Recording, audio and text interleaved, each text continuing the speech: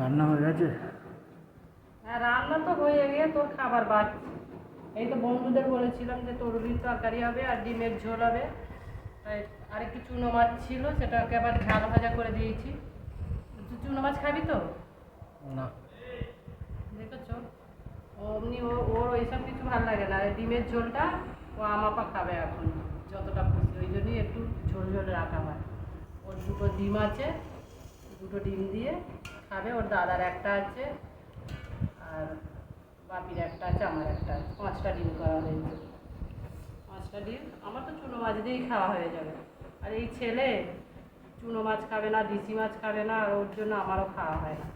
দেখ তরুলি তরকারিটাও কি সুন্দর সেন্ট বেরিয়েছে, শুধু পেঁয়াজ দিয়ে আর 5 ফোড়ন দিয়ে। ও অল্প করে আদা রসুন থেতো করে আর পেঁয়াজ দিয়ে, ব্যাস আর কিছু না। তোর মনের মতো করি, গরম মশলা টরম মশলা দিয়ে।